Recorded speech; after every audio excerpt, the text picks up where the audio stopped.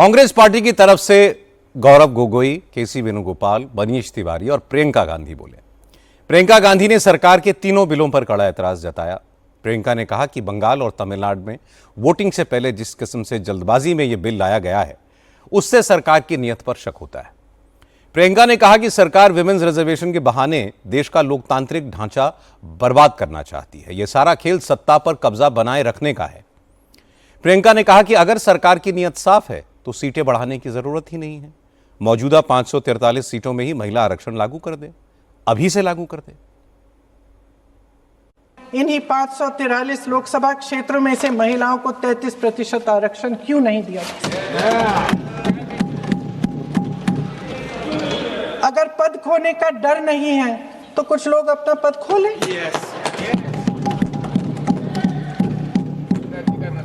इसी में से एससी एसटी का जो दर्जा है, एससी एसटी में महिलाओं का आरक्षण 33% हो जाए, 1/3 आरक्षण हो जाए, ओबीसी का भी उचित आरक्षण हो जाए, आज पारित हो सकता है। सच्चाई ये है कि आज की चर्चा दरअसल महिला आरक्षण पर है ही नहीं। जो विधेयक इस सरकार ने पेश किया है, उसका प्रारूप हमने पढ़ा, उससे पूरी चर्चा ही बदल गई है। संसद का 50% विस्तार प्रस्तावित है, लेकिन इसके लिए कोई ठोस प्रक्रिया के बारे में एक भी शब्द नहीं लिखा है। आश्चर्य की बात यह है कि इतने बड़े परिवर्तन के नियम क्या होंगे, कैसे किया जाएगा, इसके बारे में पूरे विधेयक में एक भी शब्द नहीं है। लोकतंत्र की धज्जियां उड़ाकर अगले चुनाव के लिए अपनी पार्टी की मजबूती का ढांचा बनाया जा रहा है।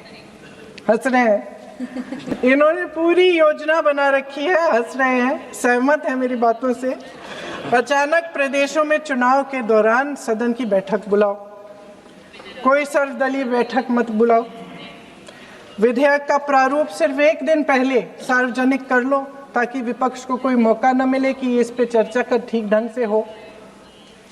मीडिया और पब्लिक में पहले से ही चर्चा शुरू कर लो कि मोदी जी एक बहुत बड़ा कदम उठाने वाले हैं महिलाओं के उत्थान के लिए। ये विपक्षी दल के जो नेता हैं कुछ समझते नहीं हैं, राष्ट्र के हित में कुछ करते नहीं हैं, विरोध करेंगे। बेचारे मोदी जी इतना बड़ा कदम उठाने वाले हैं, सबको इनका साथ देना चाहिए राजनीति से ऊपर उठकर। और ये कर करके विपक्ष को धर्म संकट में डाल दो। एक तरफ महिला आरक्षण और दूसरी तरफ आपको काट पीट करने की, पूरे ढांचे को बदलने की स्वतंत्रता, ओबीसी वर्ग को नकारने की स्वतंत्रता। इसका मतलब यह है कि परिसीमन आयोग में सरकार द्वारा चुने गए 3 जने इस पूरे देश के प्रदेशों का वजूद, देश के लोकतंत्र में उनकी भागीदारी और उनका महत्व तय करेंगे। लोकतंत्र को खत्म करने की शुरुआत तो इस सरकार ने चुनाव आयोग, न्यायपालिका, मीडिया और अन्य संस्थाओं पर अपना पूरा दबाव डालकर शुरू कर ही लिया था, मगर अब लोकतंत्र पर खुला वार होने जा रहा है। अगर ये विधेयक पारित होता है तो समझ लीजिए कि इस देश में लोकतंत्र खत्म हो जाएगा। प्रियंका गांधी ने गृह मंत्री का नाम लेकर सवाल उठाए थे, इसलिए प्रियंका का भाषण खत्म होते ही अमित शाह ने जवाब दिया। अमित शाह ने कहा कि सरकार की नीयत पर शक करना बेकार है। 130 करोड़ की आबादी के जनमत को कोई पार्टी मैनिपुलेट नहीं कर सकती। जो ऐसी कोशिश करेगा उसको उसी तरह नुकसान होगा जिस तरह इंदिरा गांधी को इमरजेंसी लगाने की बात हुआ था। यहां पर कहा गया कि सत्ता बनाए रखने की लालसा में ला गया है। मान्यवर, ऐसा जो लोग कहते हैं कि कुछ नेता 130 करोड़ की आबादी के जनमत को मैनिपुलेट कर सकते हैं, वो हमारी शक्तियों के आकलन बहुत ज्यादा कर रहे हैं। हम तो उस बात में मानने वाले हैं, लोकतंत्र में सत्ता नागरिक के वोट से और नागरिक के दिमाग से ही तय होती है। राजनेता, राजनीतिक पार्टियां नहीं कर सकती। 130 करोड़ का जनमत कौन मैनिपुलेट कर सकता है साहब? और अगर कर पाते तो हम तो जीतते ही नहीं। आप सत्ता में बैठे थे, हम कैसे जीतते? मान्यवर, इमरजेंसी डालने के बाद भी जनमत मैनिपुलेट नहीं होता है, इस देश का इतिहास है। और जहां तक लोकतंत्र को खत्म करने की बात करी है, मैं भारतीय जनता पार्टी के कार्यकर्ता के नाते, इस सदन में एक सांसद के नाते कहता हूं, किसी की भी ताकत नहीं है इस देश से लोकतंत्र को खत्म करने की। जिन्होंने प्रयास किए हैं इमरजेंसी के वक्त, जनता ने उनको खत्म कर दिया था, लोकतंत्र को कुछ नहीं हुआ। और मान्यवर, लोकतंत्र इस तरह से खत्म नहीं। ममता बनर्जी की पार्टी वैसे तो विमेंस रिजर्वेशन का सपोर्ट करती है, लेकिन संसद में टीएमसी ने भी सरकार के इन बिल्स का विरोध किया और उसका ऐलान किया।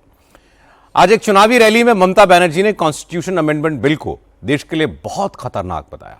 ममता ने कहा कि डिलिमिटेशन के बाद सरकार फिर एनआरसी करेगी, इसलिए चुनाव के बीच में संसद का स्पेशल सेशन बुलाया गया है।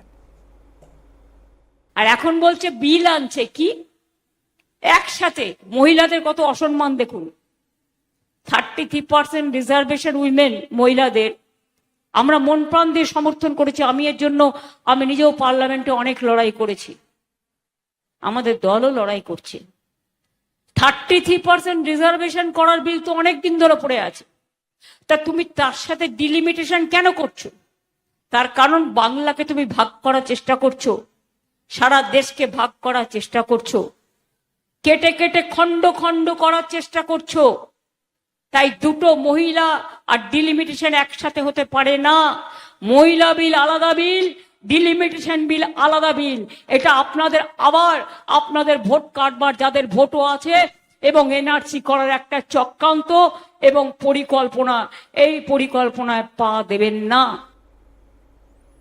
ममता बनर्जी कह रही थी कि टीएमसी ने तो हमेशा ही विमेंस रिजर्वेशन को सपोर्ट किया है, लेकिन महिला आरक्षण और डिलिमिटेशन को जबरदस्ती जोड़कर सरकार ने अपनी असली नीयत दिखा दी। वो साउथ और नॉर्थ ईस्ट के स्टेट्स को कमजोर करना चाहती हैं। ममता ने कहा कि डिलिमिटेशन के बाद सरकार फिर एनआरसी करेगी और इससे सबको सावधान रहना चाहिए। कॉन्स्टिट्यूशन अमेंडमेंट बिल का सबसे ज्यादा विरोध तमिलनाडु, कर्नाटक, केरलम और तेलंगाना में हो रहा है।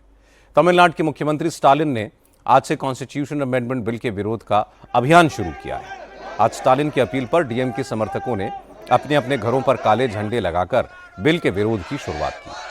खुद स्टालिन आज काले कपड़े पहनकर अपने घर पर ब्लैक फ्लैग लगाते दिखे और उसके बाद कॉन्स्टिट्यूशन अमेंडमेंट बिल की कॉपी जलाई। डीएमके के सभी सांसद आज पार्लियामेंट में भी काले कपड़े पहनकर पहुंचे थे। दक्षिण के राज्यों का कहना है कि मौजूदा बिल पारित हुआ और 2011 के सेंसस के आधार पर डिलिमिटेशन हुआ तो सदर्न स्टेट्स की पॉलिटिकल पावर घट जाएगी। डीएमके ने आरोप लगाया कि महिला आरक्षण के नाम पर सरकार साउथ की स्टेट्स की ताकत छीनने की साजिश कर रही है।